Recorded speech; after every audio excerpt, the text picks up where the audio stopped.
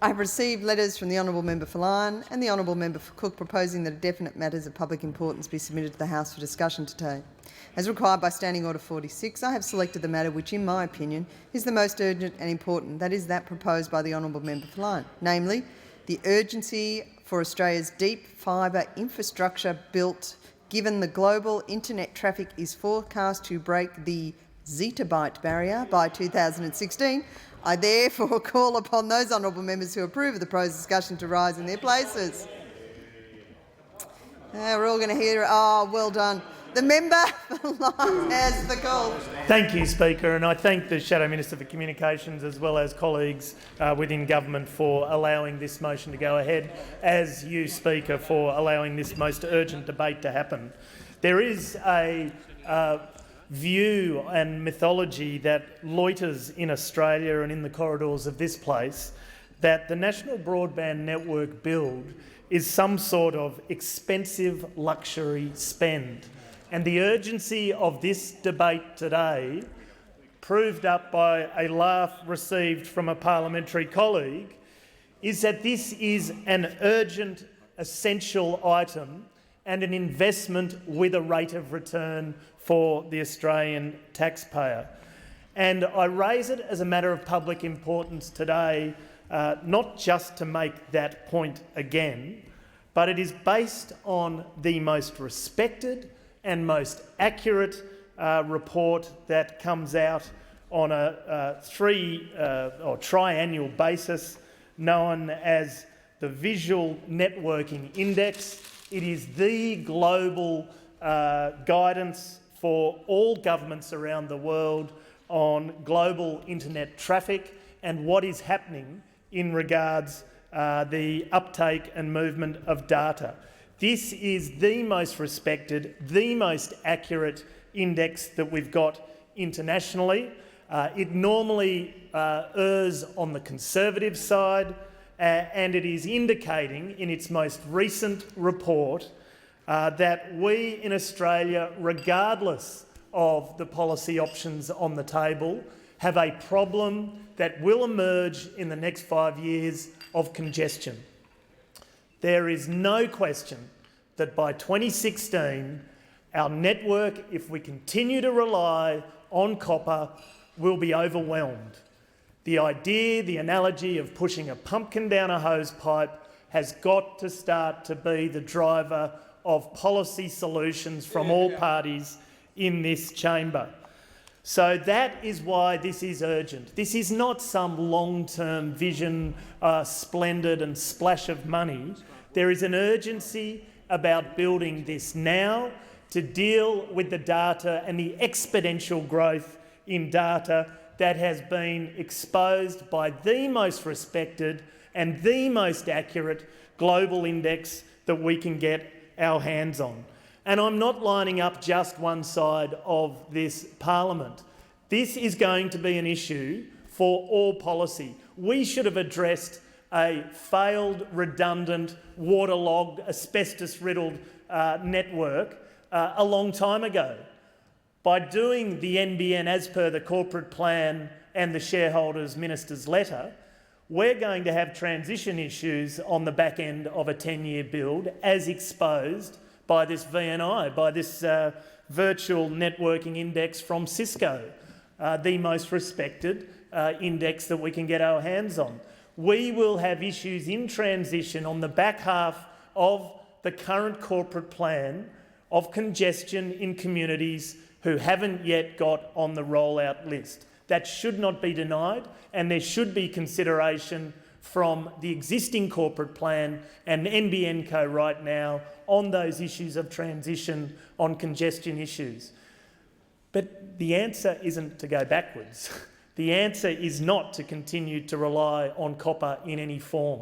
And that is why this most recent information from the Global Index really is a call for the Liberal National Party to consider their position of this last mile copper to the node policy and to look at the exponential growth that is happening in global internet traffic and to reconsider relying on copper, because there is quote after quote and evidence after evidence that that policy simply will not work. In fact, the Vice President of Cisco Global Technology, a gentleman called Dr. Robert Pepper, he sits on the board of the Federal Communications Commission in the USA. He currently sits on the UK equivalent of Ofcom. In these roles, he briefs governments and network operators from around the world on infrastructure and what to expect from future data requirements and modes of broadband usage based on the reality of traffic statistics and growth curves. He is an American base, he's got no dealings in Australia or in Australian politics whatsoever, and this is what he has said when releasing these most recent Cisco VNI figures. He has said, and there's about 8 items, he said that all roads point to the requirement of optic fibre being implemented deep into both wired and wireless networks. And he does say the future is indeed wireless, but it's mostly Wi-Fi and not 4G, and he emphasises that it is complementary to a fixed fibre network as the skeleton of the communications network in any country. He says that the Australian mobile networks will soon have to join the US and the UK in the concept of offloading data onto local Wi-Fi networks in order to avoid congestion, which is the emerging issue of our failing communications network. He said that, as an example, a 4G mobile user, and there's many in this room, use 28 times more data than a 3D user.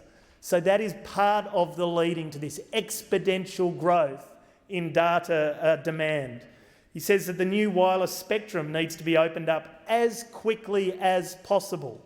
I would say that is urgent to cope with the growth that we are seeing. He says that as much wireless traffic as possible needs to be seamlessly offloaded onto the wired networks to avoid congestion. Again, the emerging issue of this moment. He also says there is a huge increasing requirement for low latency data transfer and high upload speeds. So when people have been listening to this issue of download speeds, the issue that is being identified by the experts on global internet traffic isn't download speeds, it is upload speeds that is the political and policy issue of the moment. He's also said, again, not knowing anything much about Australian politics, that fibre needs to be very nearby every internet connection, whether wired or wireless. And here's the killer blow. Again, talking about internet trends generally, less so Australia, but really making this point about last mile copper, and that is that he has said that a fibre to the node infrastructure which relies on a last mile premises connection using Australia's current copper infrastructure, its current HFC networks, or fixed 4G like wireless, won't have the symmetry, the contention ratio, the bandwidth, or the latency to keep up with demand by 2016. He makes a point that under the coalition policy, within 4 years, it will be overwhelmed.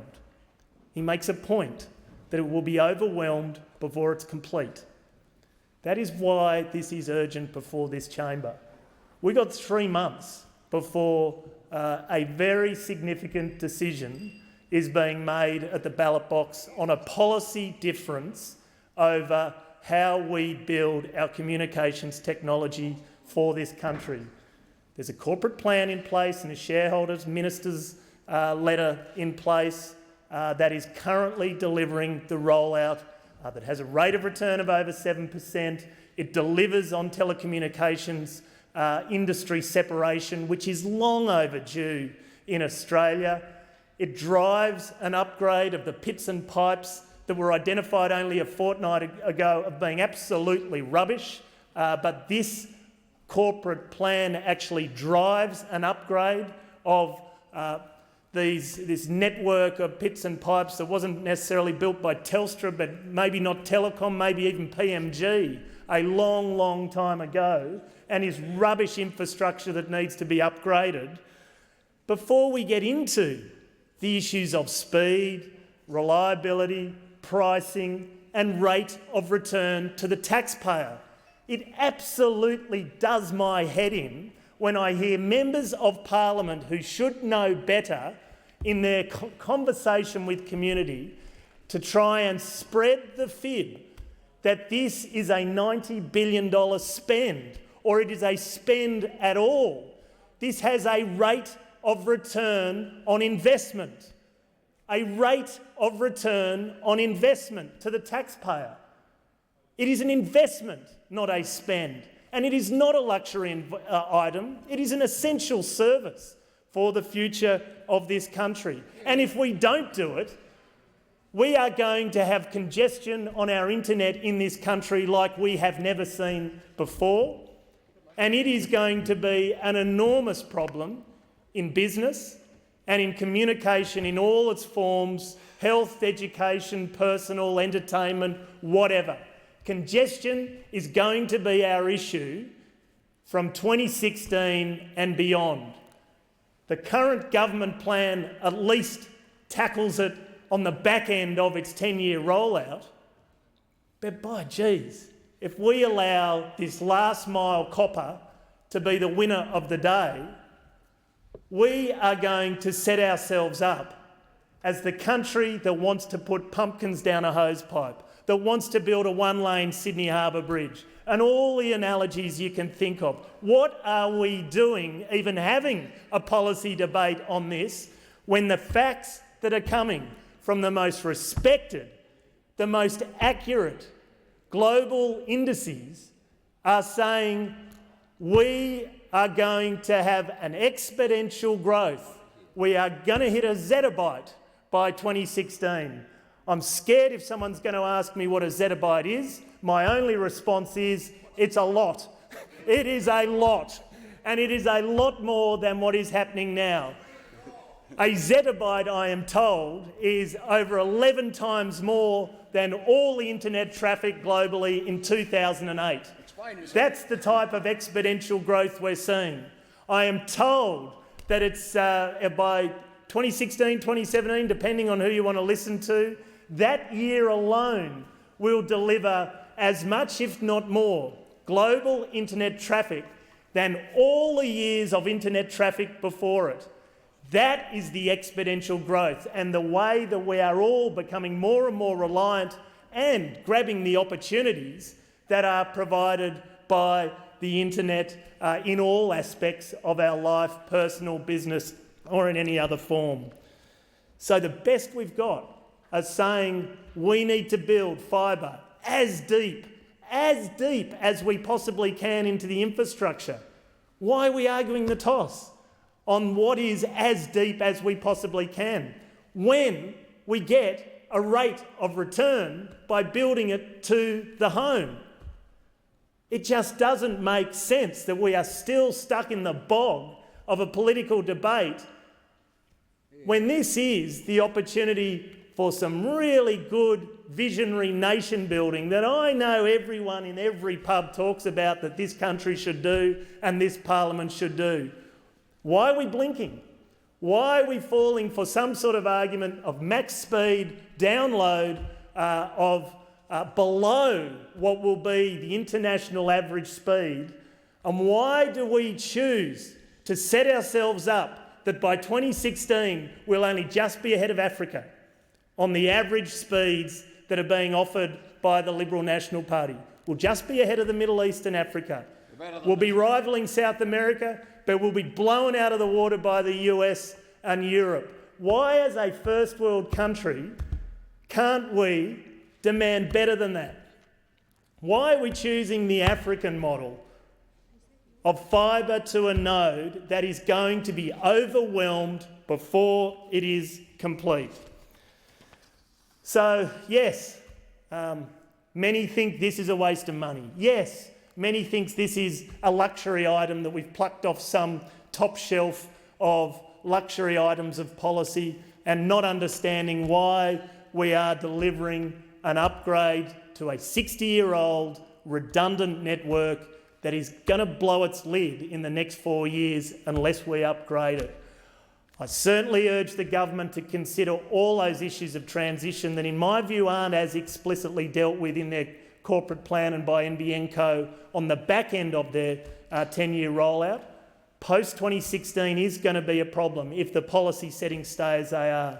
And I urge my friend in the chair, the Shadow Minister, to really do more to drag your side from blowing this NBN network up, and I give you credit for doing that, but to drag at that last mile, of copper and get it to the home, because that is what delivers ubiquity, it delivers the rate of return, and it delivers on the issue of congestion that is emerging quickly. I call the honourable member for Wentworth. Thank you, Deputy Speaker. The honourable member for Lyne has been chairman of the committee on the NBN, which I've been a member of over the last term of this parliament, and he is. I'm disappointed, Deputy Speaker, Member for Wentworth has the call. In these remarks, after all of this time and familiarising himself with the NBN, he still shows himself to be so terribly confused about the nature of internet bandwidth and the requirements of a network. Now, he quotes from a recent report published by Cisco called the Zettabyte Era, and the zettabyte is, as I recall, 10 to the power of 21, comes before a yottabyte, which is not to be confused, of course, with the Nepalese concept of a yeti byte. But he refers to this report, which talks about a massive increase in data being transmitted over the internet. And of course that's well understood, there's nothing new in that, and it's described extensively in our own policy. And this is being driven, as the Cisco paper discloses, by a massive increase in video entertainment or video traffic being carried over the internet. This is the growth of IPTV and more movies and television shows being carried over the internet, to the point where 1/3 of all of the bandwidth in the United States is being consumed by one company, Netflix, which is a movie and television entertainment download business. So that's well understood. But the question about the NBN, the issue about the NBN, is not whether there will be more bandwidth required in the network, not whether there will need to be more fibre capacity in the big cables in the core of the internet, linking exchanges and linking countries and so forth. It is what is the nature of the connection from the local exchange to the customer's premise. What is the size of the pipe to in that last mile to the customer's premise? And what the honourable member is confusing is a exponential growth in bandwidth across the network, and assuming that that means you need to have a similar growth in the size of the pipe to the customer's home.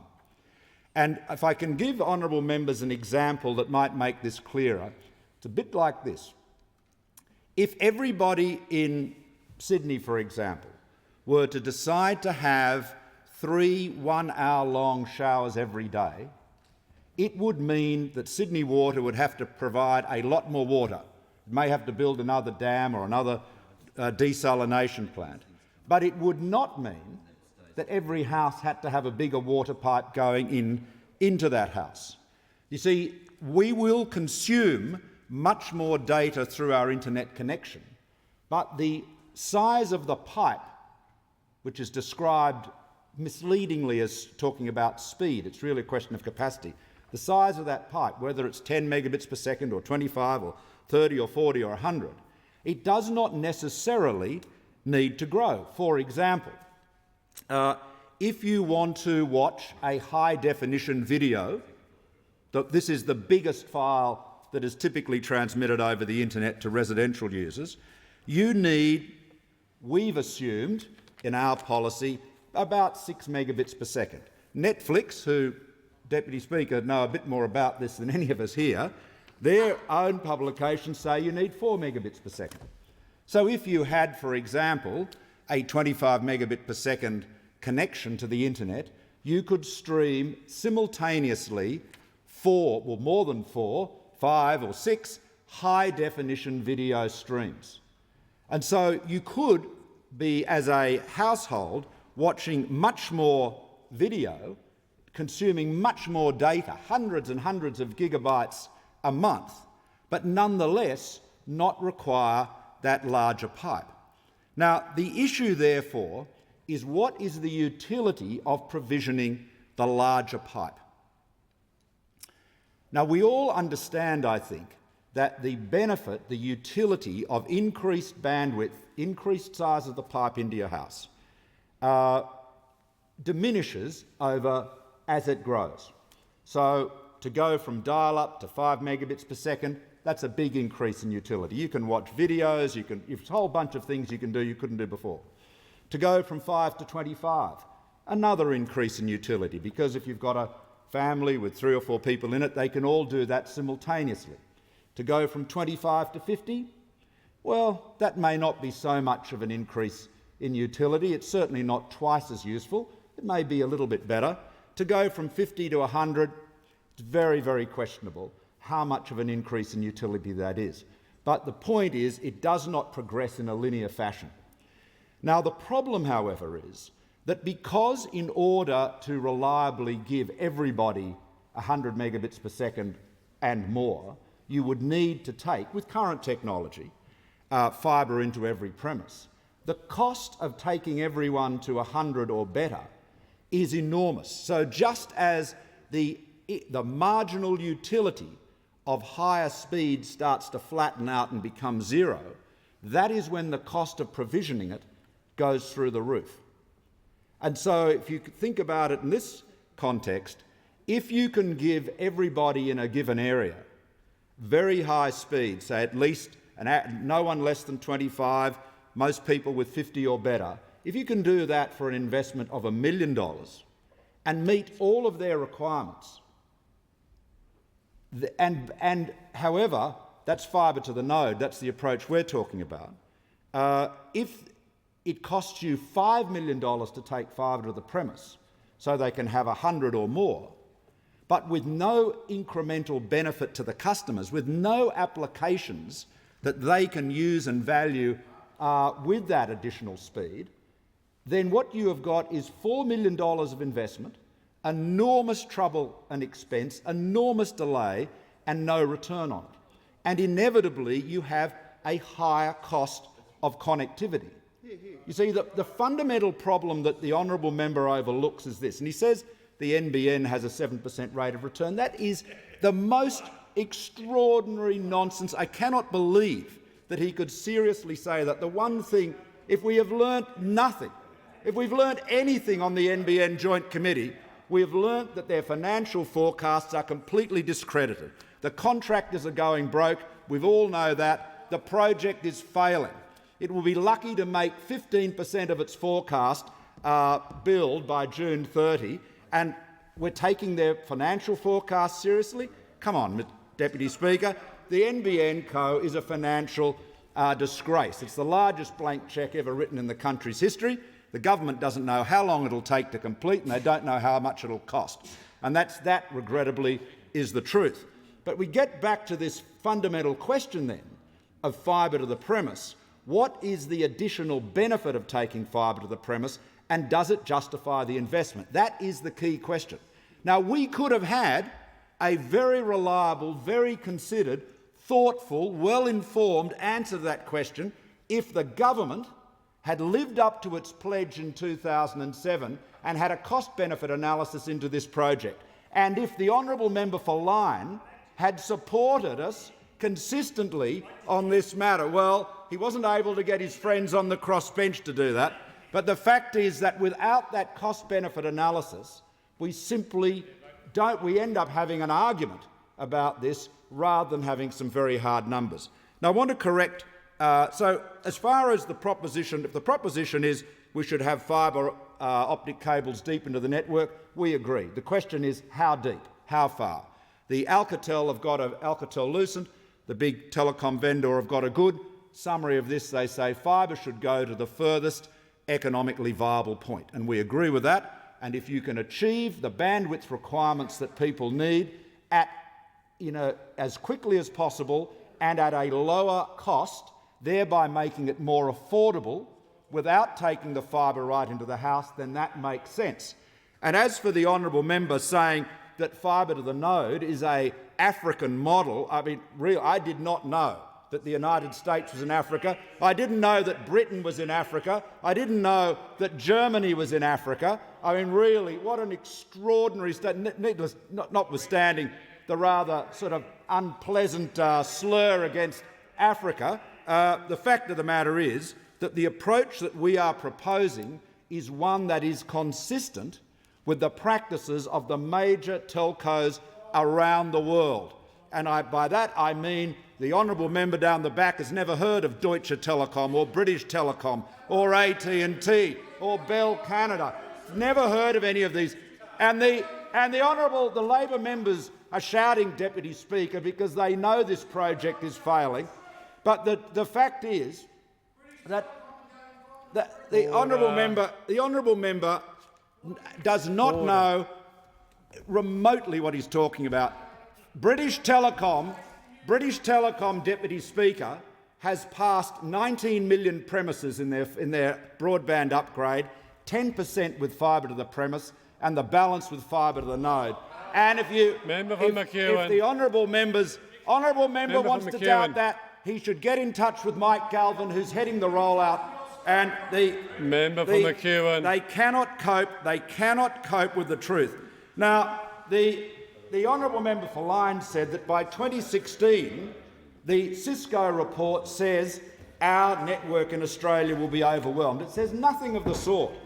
What it says, actually, is that by 2016, it expects average speeds on fixed-line broadband in the Asia-Pacific to be 41 megabits per second, and that is very achievable under our policy. Indeed, we see most of the premises under our policy having 50 megabits per second or better, and it sees the speeds for handsets being an average of 3.9 megabits per second. So the proposition that the networks are going to be overwhelmed is absolutely has no basis of fact in that report. The real issue of congestion, Mr Deputy Speaker, is not going to lie in the future in the last mile to the home, because that will be addressed if we win office, it will be addressed within a few years, where by the end of the next parliament, everyone in the fixed line footprint will have at least 25 megabits per second. Most will have 50 or better. And we certainly expect to build plenty of fibre to the premise, and wherever it can be done cost effectively, we would do so, greenfield sites and others that appropriately qualify. But the real congestion is going to lie further back in the network. And this, I regret to say, Deputy Speaker, is what the honourable member for Lyons simply doesn't understand, that the NBN is not a complete telecom network. It is a customer access network. It connects an exchange, called a point of interconnect, to the customer's premise. And I ask every member and anyone who's listening to this speech, check your line speed when you get an opportunity, and then seek to download something from iTunes or some other service of that kind. And I will be very surprised if you don't find that your rate of download is not a lot less than your line speed. And the reason for that is that in an inter-telecom network, the speed at which the rate at which data is transmitted, at which signals propagate over the network, depends on the slowest link and the rate of the server to which you are connected. So you may have 50 megabits per second between your house and the local exchange. But then how much congestion is there behind your exchange back into the core of the network? How much congestion is there on the international cable? What is the rate that the server that you're connecting with in the United States or wherever is delivering data? If it's very popular, you'll be getting a very low rate of download.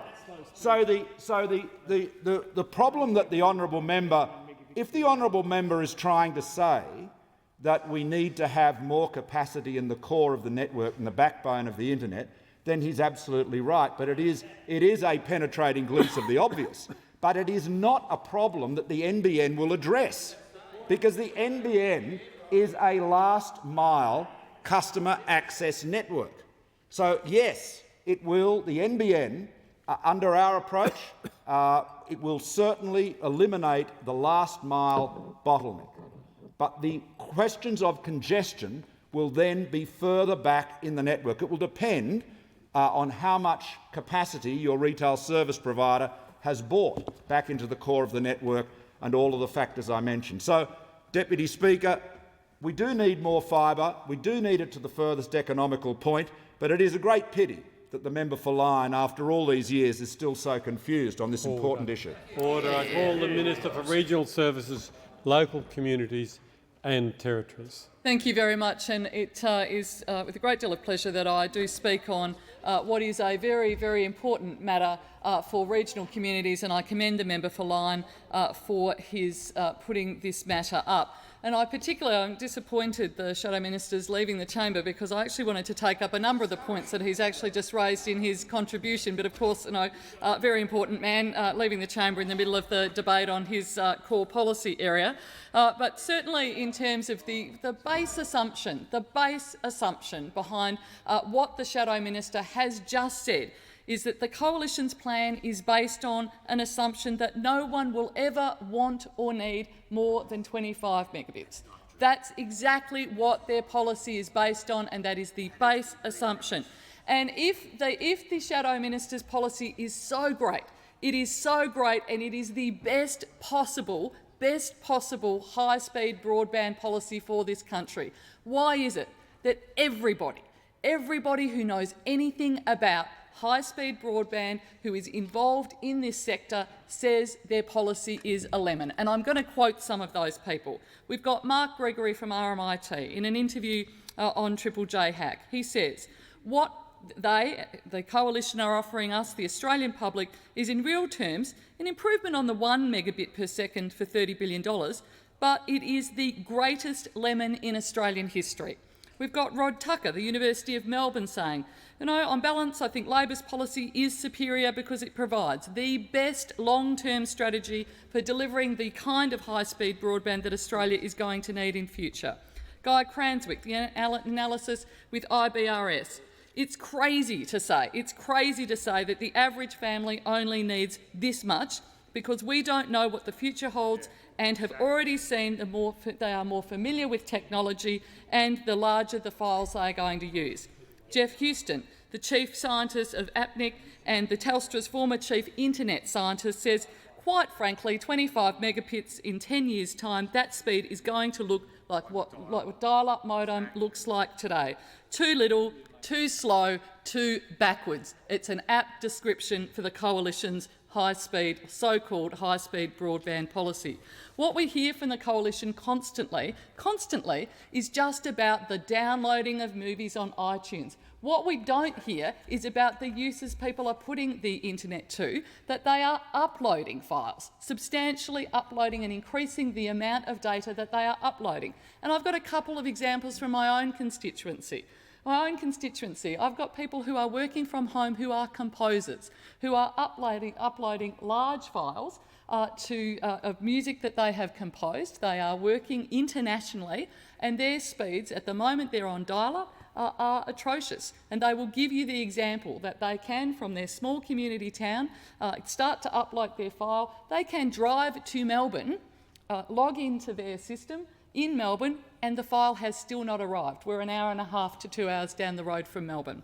So what we don't hear from the Coalition is we hear all about the downloading of families of a few movies from iTunes.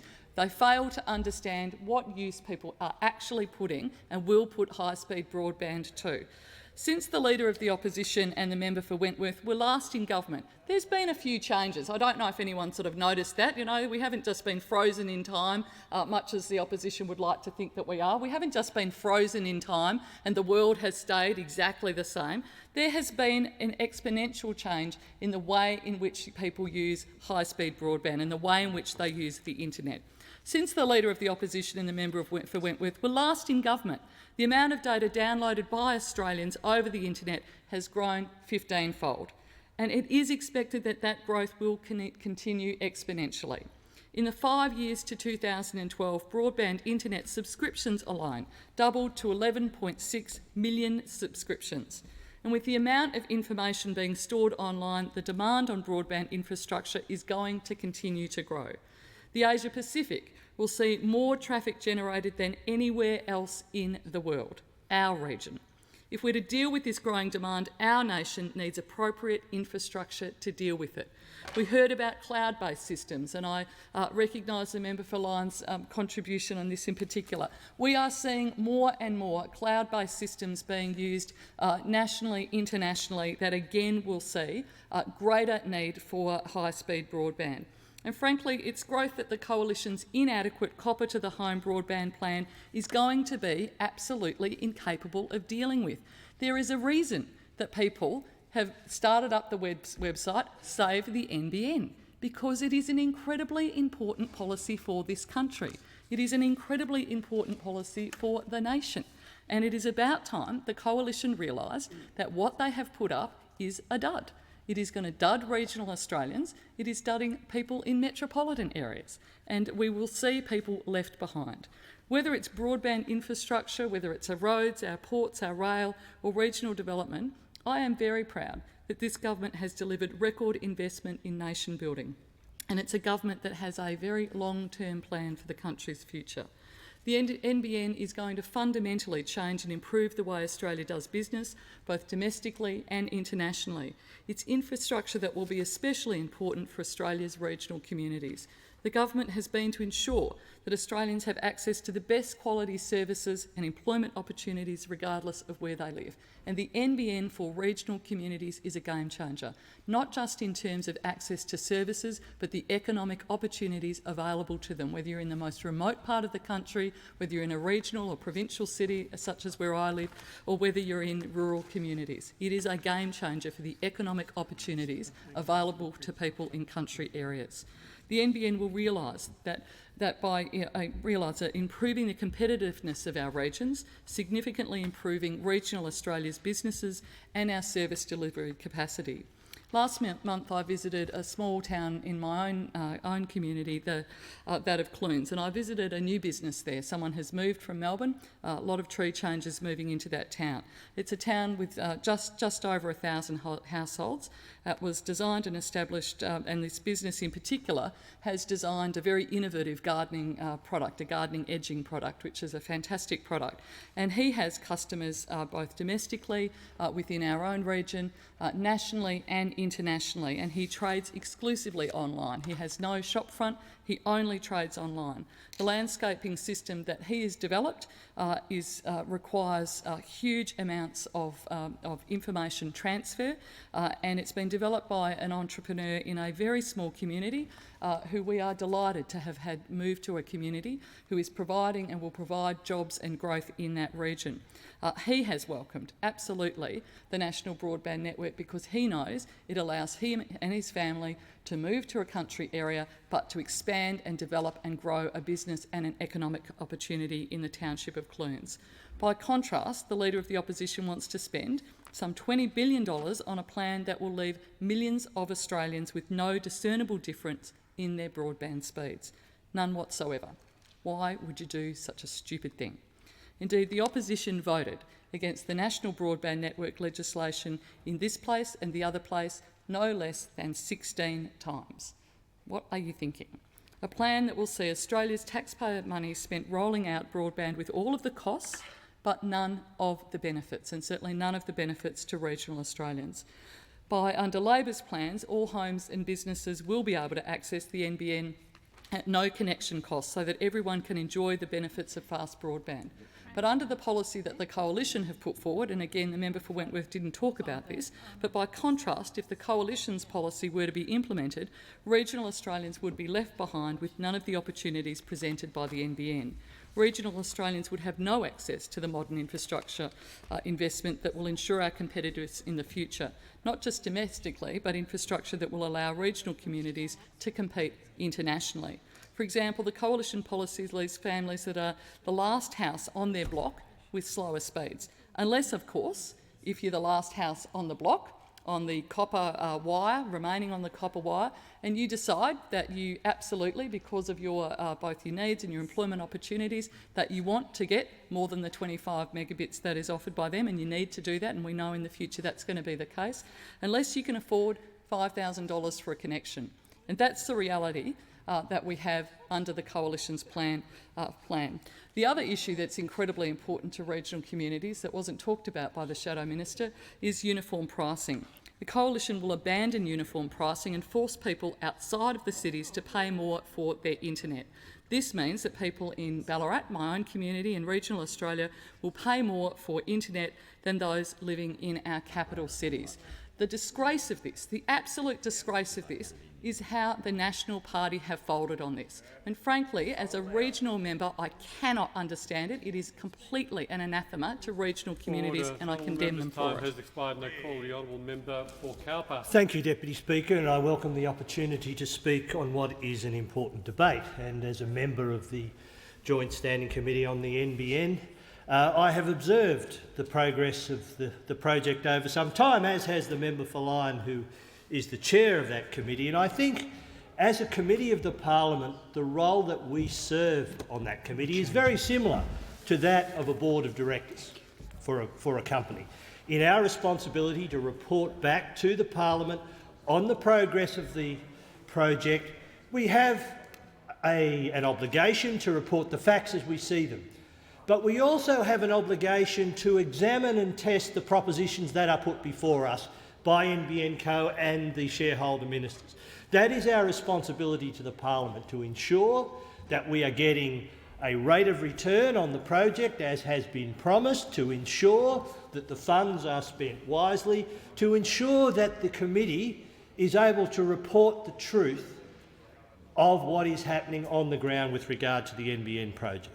And it concerns me that the member for Lyne has been quoting the rate of return of 7%, and I know that he has some justification for that in the business plan, that it clearly does state that the internal rate of return is 7%. But there are a number of problems with that calculation because, as we all know, the internal rate of return is a rate that discounts future cash flows back to zero. That's the way an internal rate of return works. But the problem here is that we are seeing significant and systemic problems with the project. We are seeing very significant delays to the project. We are seeing massive, and necessarily massive, capital costs up front. That's the way big infrastructure projects work, is that you have big capital outlays in early years, and they may continue for a period of time, and the income comes at a later time. But the problem we see with this project is that we're having massive cash inflows, or cash outflows, Deputy Speaker, but that the project is being delayed and delayed and delayed. Now, that has major repercussions for the rate of return of the project. And if the rate of return of 7%, as originally promised, is to be achieved, what needs to occur is either a massive acceleration of the project in the later years, and we've seen no evidence of an acceleration in the rate so far. In fact, we continue to see significant problems occurring at every turn. We see significant problems being encountered with regards to the fixed line rollout, not necessarily at the technology end, but certainly at the civil works end, where you are dealing with the difficulties of operating in confined metropolitan and regional environments where you have to work around the built environment, and that's something that engineers have been dealing with throughout civilisation, working with what's already there. We see with the wireless network, we see very, very significant delays there. In fact, the wireless network won't achieve half of the forecast rate of rollout that has been put forward. So what we've seen is we've seen NBN Co making a range of forecasts. We had business plan number 1, we had the revised business plan, substantially downward revisions in expectations with regards to the rollout. But what that means for the return of the project is that to keep and maintain, rather, that rate of return, you have to see a massive acceleration in the cash flows in later years. You have to see much larger increases in income to compensate for the slow rollout. Now, I see no evidence of that being likely to occur. And with regards to the risk of the project, when you are relying on very big increases in income in the later years, that is a substantial increase in the risk, because the costs going out now, we know, they're certain, the cheques have been written for those amounts, but the revenues we're going to receive in years 7, 8, 9, 10, out into the out years, they are unknown, and they attract a higher risk premium if you're looking at this as a property or a particular investment decision. So there is real concern. So when the member for Lyne accepts the fact that there is a 7% return, I think he should question that point, because nothing has occurred to date to give us any confidence that the rate of return is going to achieve anything like 7%. And in fact, it's probably likely to be less than half of that, the way this project is going, where there is a delay at every turn, and that is going to be at massive cost to the taxpayer.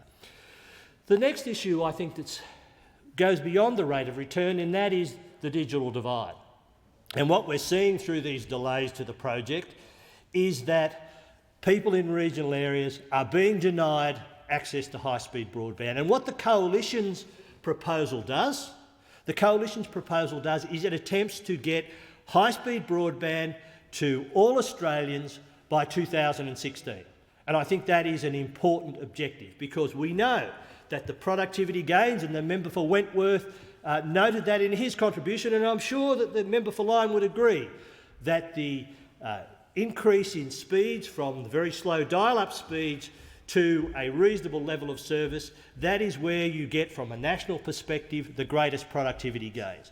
So unfortunately what we have with NBN Co is a rollout that is being so slow that so many people in regional areas are being denied access to high-speed broadband. So rather than being a project that delivers for people in regional and rural areas, it is perversely starting to become a project that will deny people access to high-speed broadband. We can have very little reliance, we know, on the forecast for NBN, because each forecast revision is less successful than the one before. We do not see NBN Co advising this House, look, we've taken remedial action, and as a result of that we have increased the speed of the rollout in areas A, B and C.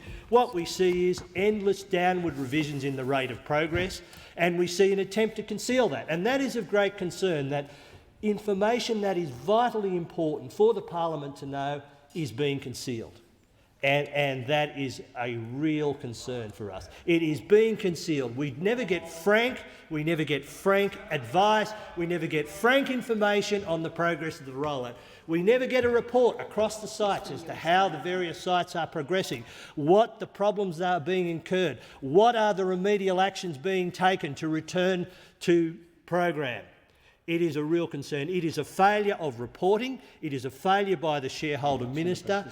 It is a failure by the committee to hold NBN Co to account for the problems with the rollout. And really, the Coalition will address this. The Coalition will address this, because if we have the honour of being elected on the 14th of September, we will address the issue of the digital divide directly by requiring NBN Co to attend to those areas with the worst broadband services first. And that is a major distinction.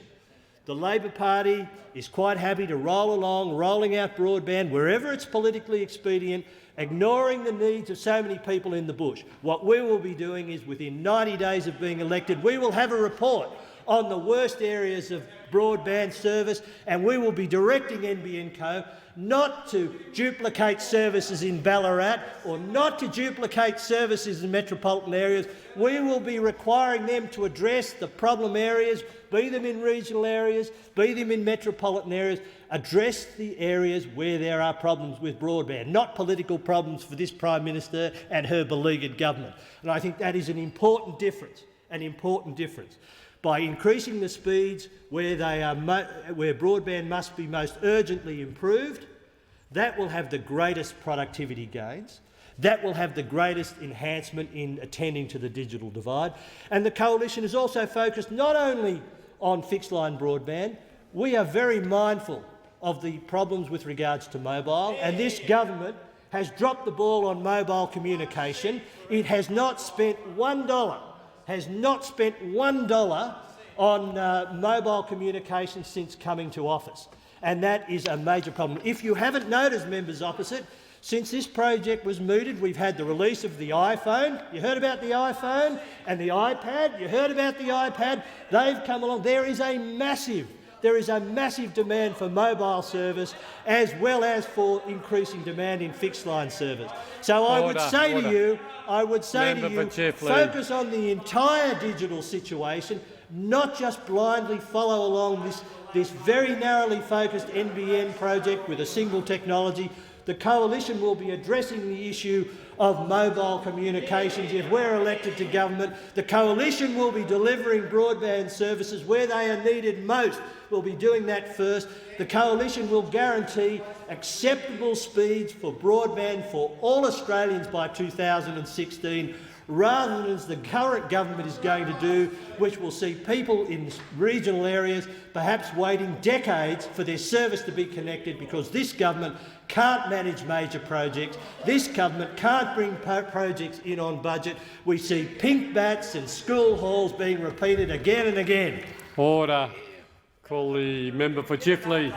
Deputy Speaker, through you, the member for Cowper, like all the Nationals in here, are absolute sellouts when it comes to the issue of looking after their communities, when it comes to broadband and mobiles, and there they are talking about how terrible what we are doing on this side of the fence in terms of changing and transforming the network, and they are prepared to see people in rural areas pay more under their plan.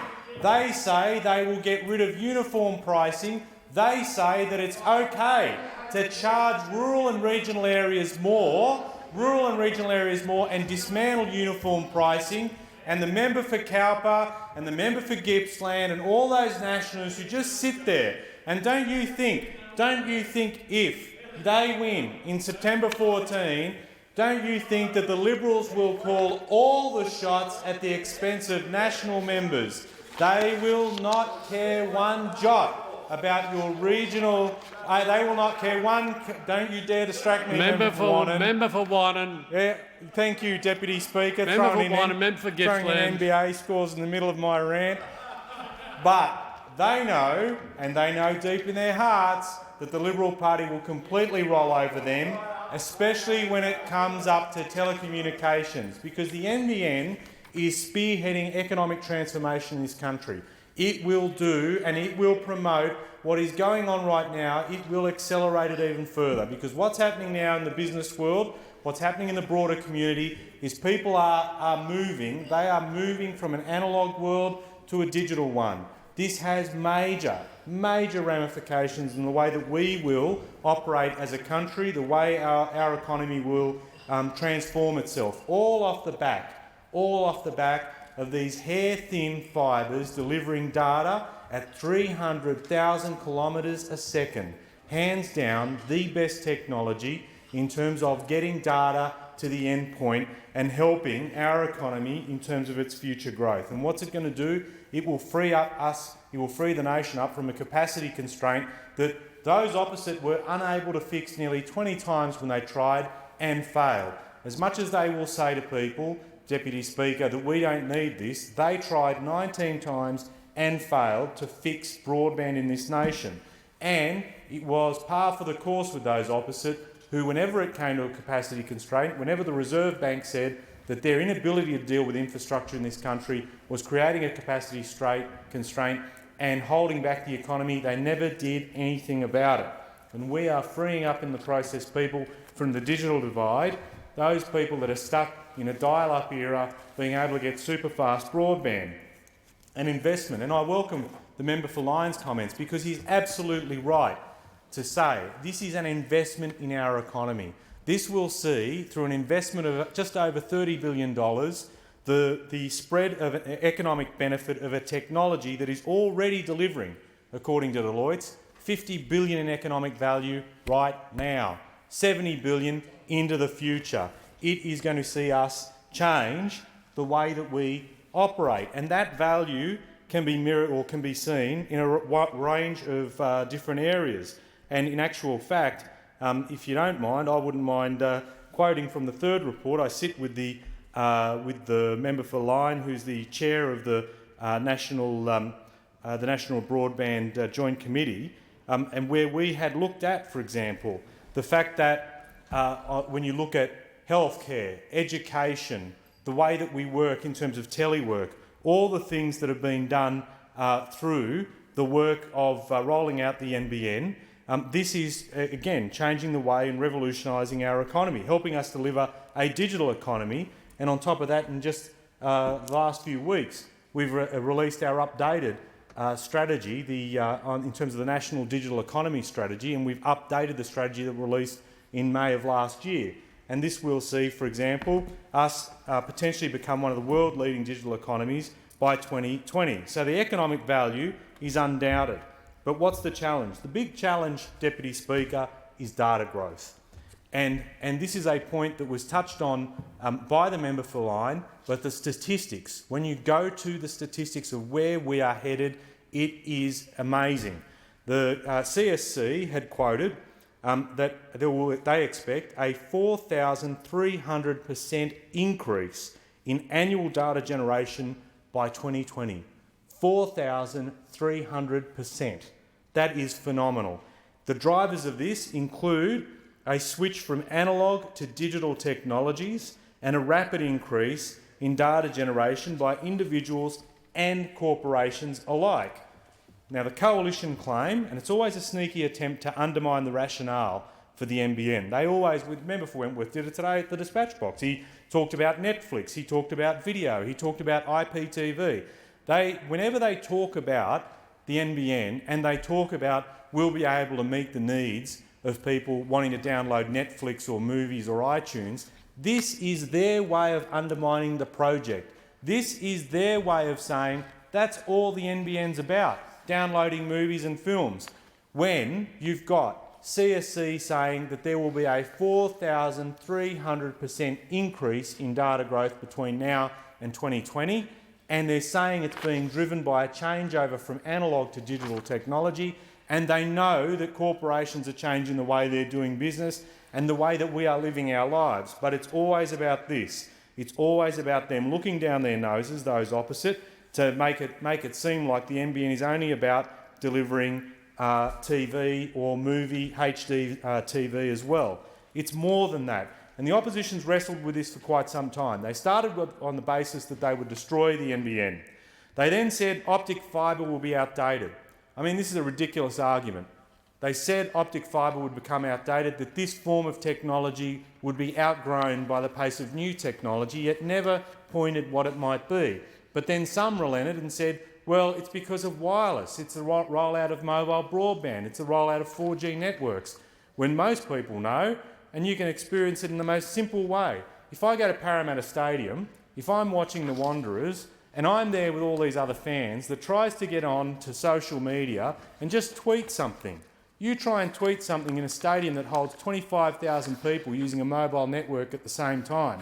What do you get? Congestion, slower speeds, and inability to download, which is exactly the principle that's applied when you try to have a lot of people using a wireless network at the same time.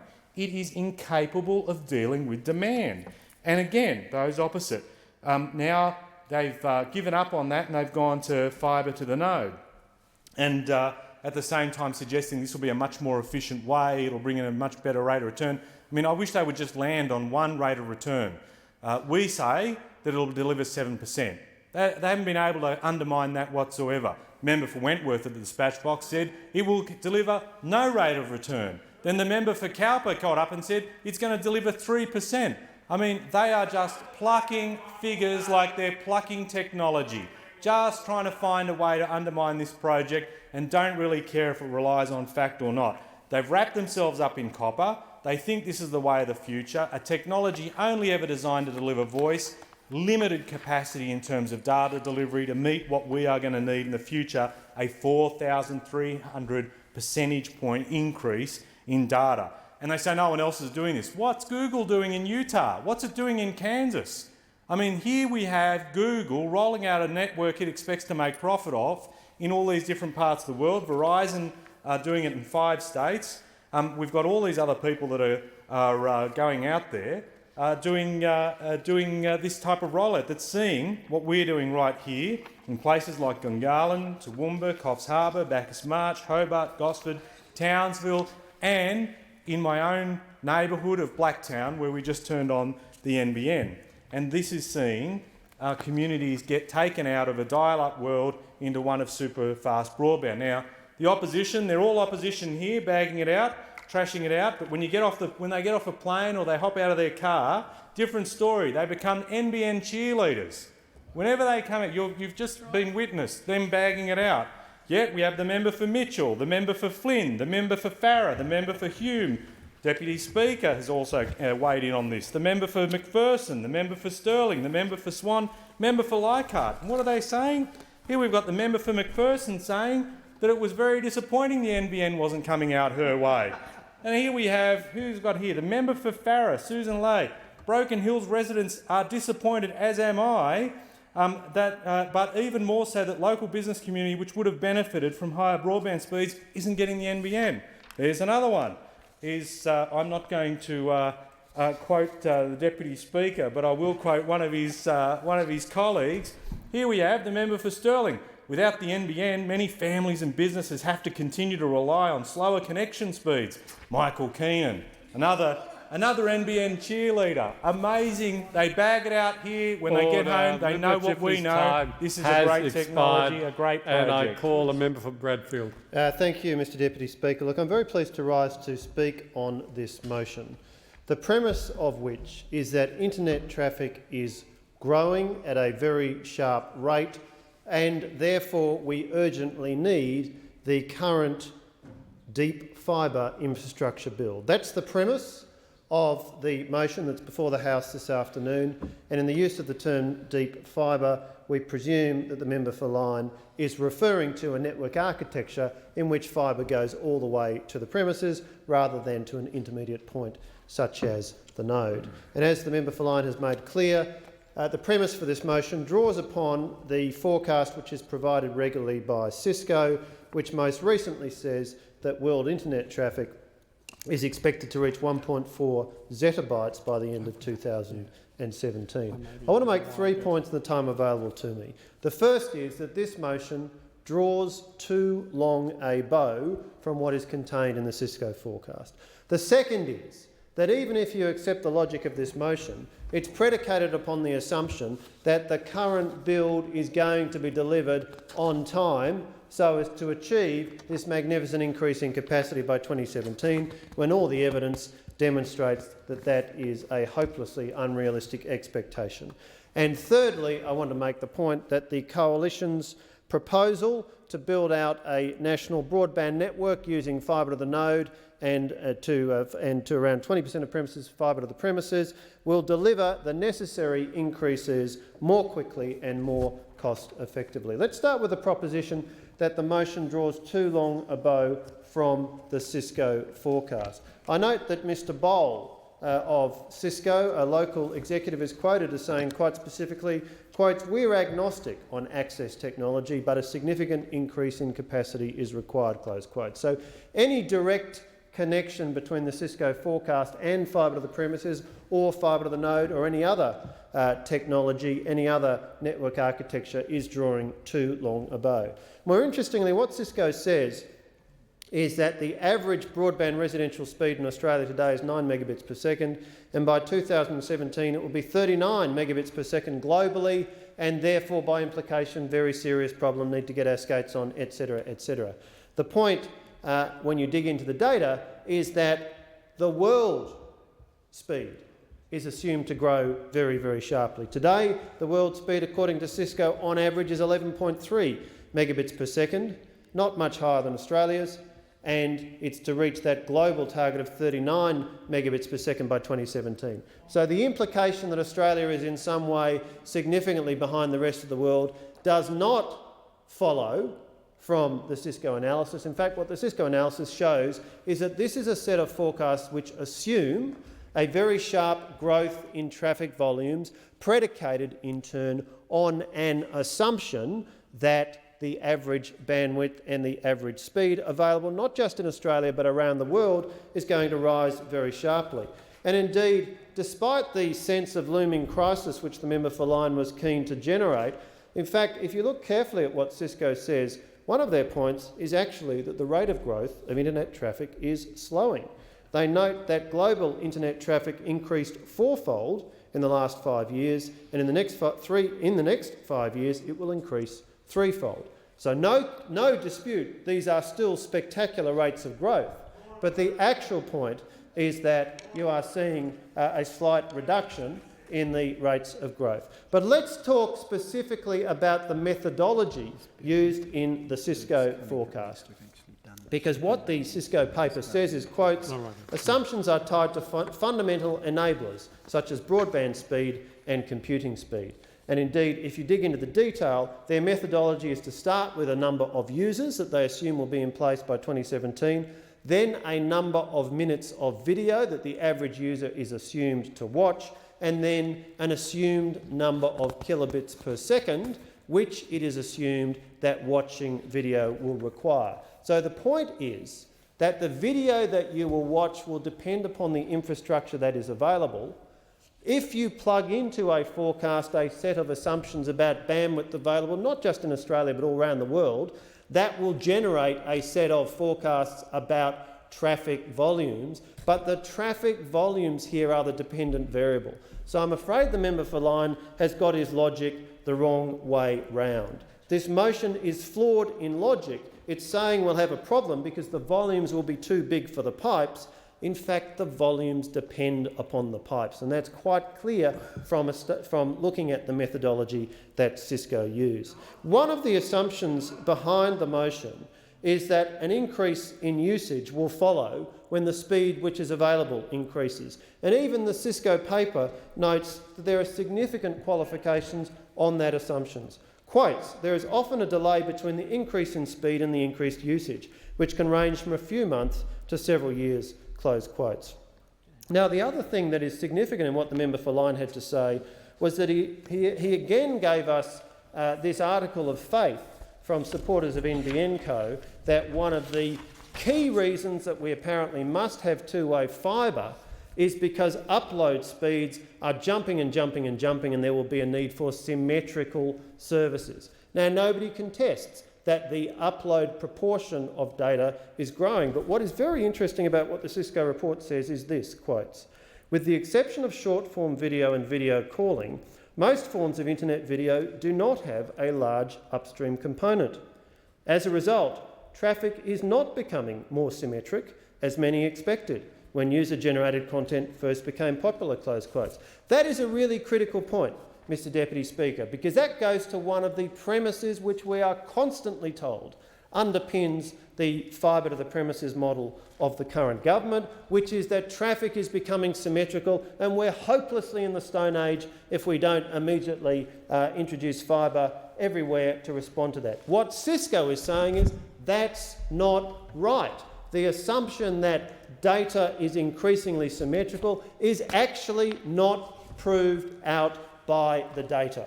But unfortunately, so often in this debate about broadband, we hear wafty assumptions which are not backed up by the data. Let's be clear. The Coalition are strong supporters of an improved broadband infrastructure. We are strong believers in the social and economic benefits that follow. Personally, I've worked in policy and in the private sector in this area since the mid-90s. I'm a passionate believer in broadband, and I'm a passionate opponent of a wasteful, ill-conceived, poorly constructed broadband plan which the present government is pursuing, and I'm deeply grateful that the coalition is pursuing a rational, cost-effective plan which will deliver broadband more quickly to most Australians. One of the problems with the government's plan, and this is turning to the second point I want to make, is that the implementation is absolutely hopeless. So despite the broad and wafty aspirations which the member for Lyne is articulating, let's look at the numbers. The first corporate plan of NBN Co said that by 30 June this year there would be 1.3 million premises passed by fibre. That was then wound back just a little bit with the second corporate plan, which came out midway through last year, which said the number would be 341,000. That was then wound back again earlier this year when the company issued a revised forecast which said, oh, sorry, whoops, we're not going to make either the first number or the second number, we're now going to make a third much lower number, which will be somewhere between 180 and 220,000, but don't hold us to the numbers because we're visionaries. And then we've got the actual number, as at May this year, which is about 104,000. So, members of the House, when we put aside the wafty aspirations and look at the hard numbers on what's actually being delivered, this government's plan is not advancing Australia towards where we need to be, even if we accept the premise from the member for Lyne that we have a bandwidth crisis and that we must immediately respond with pressing urgency. Let me turn thirdly and finally to the merits of the Coalition's plan, which will deliver speeds to all Australians of between 25 and 100 megabits per second by 2016 and 50 and 100 megabits per second by 2019. The Coalition's fibre of the node proposal will be rolled out more quickly and with less variability and in a more reliable fashion than the chaotic mess we have seen from a Labor Party which jumped into an over-ambitious plan driven by political motivations without properly analysing what they were getting into. Is it any surprise that when you had a network that was contrived for political reasons, the actual execution of it has turned out to be completely woeful? So, Mr Deputy Speaker, if our policy objective is to build a broadband network which best supports our prospects of meeting the agreed growth in data that will occur by 2017, the Coalition's broadband plan is far and away the best and most reliable way to do it. Order. I call the member for Higgins. Thank you very much, Mr Deputy Speaker. And I rise today to speak on the matter of public importance. And in so doing, I point out that order. in the... Member for Higgins. I did not see anyone rise on the government side. Now, the valedictorian, right. Would Member Higgins resume his seat? I'm happy to. But... The member for McEwen on the MPI. Very, very briefly, I would like to speak to what we've basically heard today from the MPI is about how the Coalition's plan will rob 74% of Australians of fibre to the home, and in actual fact what it does show is that their plan will mean that with the copper to the home, is what they're claiming, will actually mean that people will get slow speeds and they won't be brought into the 21st century. And that's why what the member for Lyons is saying is exactly right, because what he's talking about, fibre to the home, will actually mean a better future for all Australians, no matter where you live. Thank the member. The clerk. Time for the MPI has concluded.